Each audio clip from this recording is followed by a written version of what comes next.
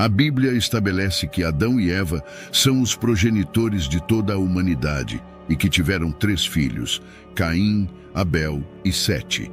Mas como então os outros seres humanos surgiram a partir dessas 5 figuras centrais?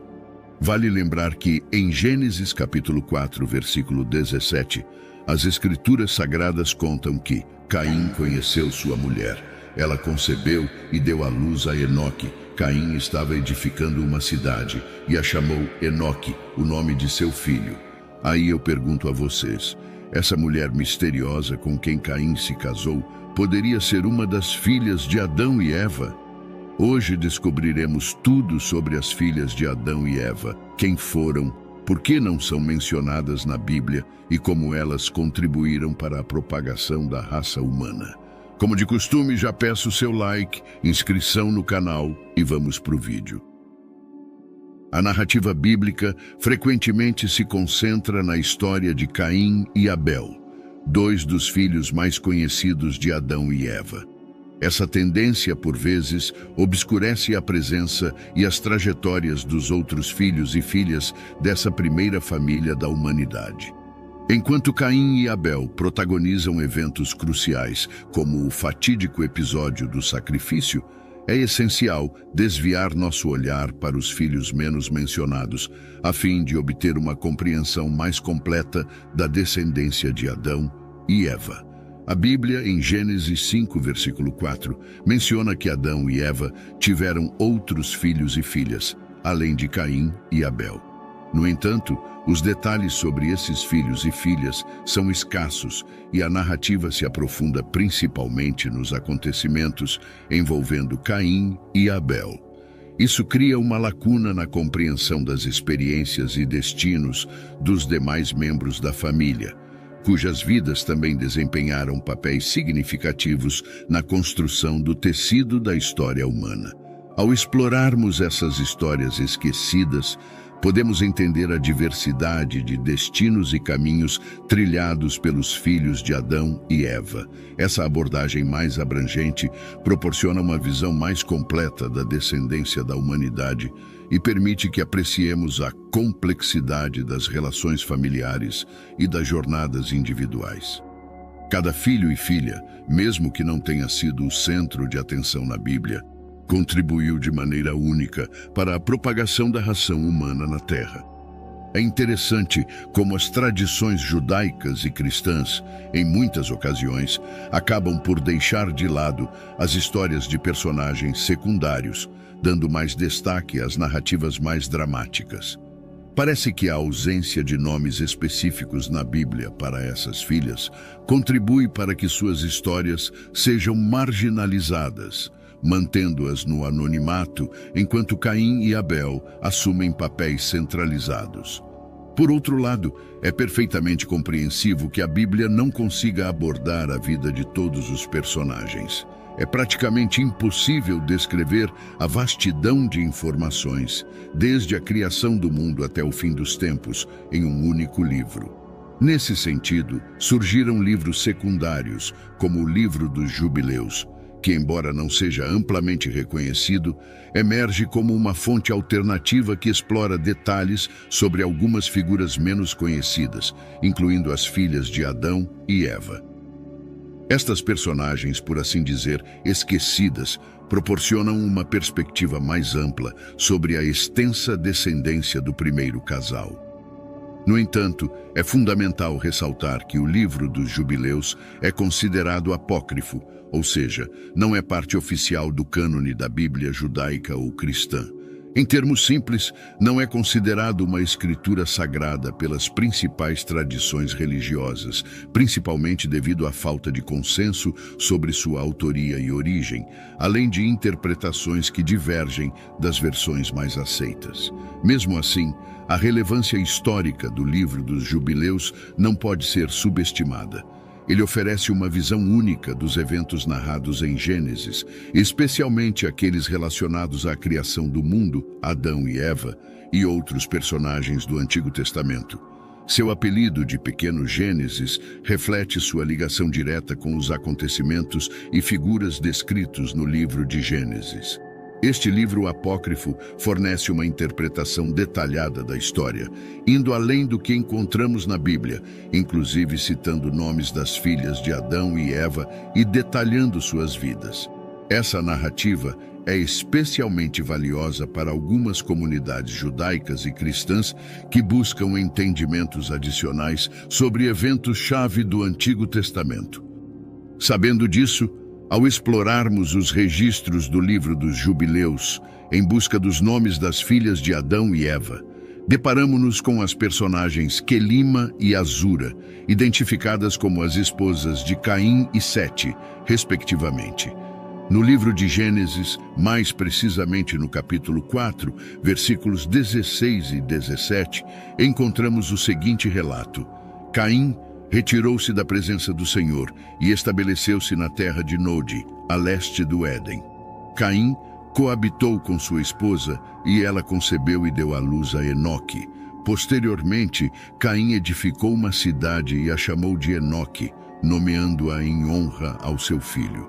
Em algumas tradições judaicas, Quelima, também conhecida como Avã, é reconhecida como a esposa de Caim, o primogênito de Adão e Eva. Seu nome, embora não esteja registrado na Bíblia, é mencionado em textos apócrifos, como o livro dos Jubileus. A etimologia de seu nome, frequentemente associada ao hebraico ou fenício, sugere significados como vício ou potência. Como esposa de Caim, seu nome pode simbolizar a força ou influência que ela exerce na linhagem iniciada pelo primogênito de Adão e Eva. Ao mesmo tempo, a conotação de vício pode refletir os desafios enfrentados por Caim e Quelima em meio às circunstâncias adversas que marcaram suas vidas. Caim, após seu exílio, encontrou Avã, e a narrativa bíblica destaca que ele fundou a cidade de Enoque, nomeando-a em homenagem a seu filho. O livro dos Jubileus também menciona essa cidade como uma das realizações de Caim após o trágico incidente envolvendo Abel. Ao ser apresentada em paralelo a Caim, Avã surge como um elo essencial na linhagem, tornando-se uma figura central em eventos significativos após o banimento de Caim devido ao assassinato de Abel. Embora seja verdade que os textos da Bíblia Sagrada não identifiquem a esposa de Caim, nem revelem sua origem, ao percorrer Gênesis até o momento do banimento de Caim e seu encontro com a mencionada mulher, poucos personagens são citados, incluindo Adão, Eva e seus irmãos Abel e Sete. No entanto, é importante considerar que, quando Caim se uniu a Avã, a terra já estava bastante habitada. Nesse ponto da história, certamente havia mais do que apenas 5 indivíduos, incluindo outras mulheres além de Eva. Algumas sugestões indicam que a esposa de Caim poderia ser uma sobrinha dele, filha de Sete. Essa ideia se baseia no longo período desde o exílio de Caim na terra de Nod até seu encontro com Avã. Alguns teólogos admitem que esse espaço de tempo durou cerca de 300 anos. Durante esse intervalo, estima-se que o número de filhos e filhas de Adão era superior a 50. Da mesma forma, o número de filhos de Sete ultrapassava 20. Podemos concluir que na época de Caim, Sete e os demais filhos de Adão e Eva, era comum que eles se casassem entre si, incluindo irmãos ou sobrinhos, pois naquela época a humanidade estava se iniciando a partir de um único casal. Quando Caim considerou se casar, havia várias irmãs e sobrinhas disponíveis, o que não tornou difícil para ele encontrar uma esposa consanguínea. Essa prática de casamentos entre irmãos consanguíneos persistiu por um longo período. A Bíblia deixa claro que toda a raça humana descende de Adão e Eva, e qualquer teoria contrária carece de fundamentação bíblica, como está expresso em Atos 17, versículo 26. De um só fez ele todos os povos, para que povoassem toda a terra, tendo determinado os tempos anteriormente estabelecidos e os lugares exatos em que deveriam habitar. Esta perspectiva esclarece a dinâmica dos relacionamentos na época e a formação da humanidade a partir de um único casal original. A prática de casar-se com uma irmã ou sobrinha era considerada socialmente aceitável nesse contexto inicial da humanidade, quando a população derivava de um único casal. É crucial entender que as leis proibindo o casamento entre parentes próximos, como as estabelecidas na lei mosaica, foram instituídas muito tempo depois dos eventos envolvendo Adão e Eva, aproximadamente 2.500 anos mais tarde. Essas leis fizeram parte da aliança com Moisés, estabelecendo padrões éticos e morais para a comunidade israelita. Somente com o aumento significativo da população, a proibição de relações sexuais entre parentes próximos foi proibida, com o objetivo de prevenir consequências negativas, como o risco de defeitos genéticos e problemas de saúde resultantes do acasalamento consanguíneo. A outra filha de Adão e Eva, detalhada no livro de Jubileus conhecida como Azura, é reconhecida como a esposa de Sete, o terceiro filho de Adão e Eva. Sua associação simbólica com o céu azul, ou lápis lazuli, insinua uma pureza celestial, e seu nome é um reflexo da singularidade que ela representa na narrativa. Como esposa de Sete, Azura influencia diretamente a continuidade da linhagem justa, contribuindo para a preservação das virtudes e valores desejados na genealogia bíblica. Vale lembrar que Sete nasceu após a morte de Abel. Eva acreditava que ele fora designado por Deus para estabelecer uma nova descendência em substituição a Abel, morto por Caim. De acordo com essas tradições, Azura foi inicialmente a esposa de Abel e tornou-se viúva após a morte deste. Logo depois, ela se casou com Sete, e dessa união surgiram os descendentes notáveis. Sete é um personagem-chave na genealogia bíblica e desempenha um papel significativo na continuidade da linhagem justa após o tumultuado episódio envolvendo Caim. Sua união com Azura resultou em contribuições que moldaram eventos-chave na Bíblia. Entre os filhos de Sete, destaca-se Enos, cujo nome significa homem frágil. Enos é reconhecido por ter sido o primeiro a desenvolver o costume de invocar o nome do Senhor, estabelecendo uma conexão espiritual que se tornaria uma prática central nas tradições religiosas subsequentes. Além de Enos, Enoque, filho de Sete, figura como uma das personalidades notáveis dessa linhagem. Enoque é conhecido por sua excepcional proximidade com Deus, a ponto de caminhar com Deus, segundo o relato bíblico. Sua vida de retidão e comunhão direta com o divino destaca-se como uma contribuição singular, representando um exemplo de devoção que transcendeu sua época. Devido a esses fatores, Enoque foi um dos únicos seres humanos que não experimentou a morte. Ele foi arrebatado para junto de Deus. No entanto, uma das contribuições mais marcantes da descendência de Sete é Noé, o justo construtor da arca durante o dilúvio. Noé, filho de Lameque e neto de Sete, foi escolhido por Deus para preservar a humanidade e a diversidade das criaturas durante o cataclismo global. Sua obediência e fé, registradas na narrativa do dilúvio, delineiam a importância da linhagem de Sete na concretização dos planos divinos para a redenção da humanidade. Cada indivíduo dessa linhagem desempenhou um papel crucial na construção do legado humano e na preservação da fé e justiça em meio aos desafios enfrentados por suas gerações.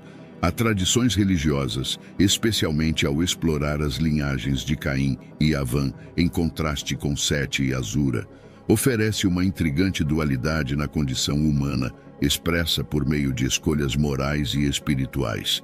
Caim, como o primogênito de Adão e Eva, protagoniza uma trajetória marcada por escolhas que refletem a falha humana. Em contraste, a linhagem de Sete e Azura oferece uma narrativa de escolhas morais e espirituais mais alinhadas com a vontade divina. Essas duas linhagens, apesar de suas diferenças marcantes, possuem sua importância e refletem a dualidade inerente à condição humana, com escolhas morais e espirituais moldando o destino das gerações subsequentes. Aqui eu enfatizo mais uma vez que o livro dos Jubileus é considerado apócrifo, o que significa que não é oficialmente reconhecido pelas principais tradições religiosas, tanto judaicas quanto cristãs. Todas essas informações a respeito das filhas de Adão e Eva podem sofrer variações de acordo com as diferentes interpretações e crenças religiosas. Uma interpretação curiosa, por exemplo, acontece no islamismo. Segundo a tradição islâmica, tanto Caim quanto Abel tiveram uma irmã gêmea cada um. Com o passar dos anos, elas cresceram e se tornaram as suas respectivas esposas. Segundo o livro das gerações de Seder Adorô, seus nomes eram Balbira e Calmana. Elas, inclusive, fariam parte do descontentamento que gerou o conflito entre os irmãos, já que Caim estava insatisfeito com sua parceira. Esses conflitos viriam a evoluir e, posteriormente, Caim viria a matar Abel. Mas isso já é assunto para um outro vídeo. Agora, quero saber a opinião de vocês. Vocês sabiam que Adão e Eva tiveram filhas? Será que é verdadeiro as informações contidas no livro dos Jubileus? Deixe sua opinião nos comentários. E não se esqueçam de se inscrever no canal, deixar seu like e clicar em algum dos 2 vídeos que irá aparecer na tela para continuar nos assistindo. Abraços e fiquem com Deus.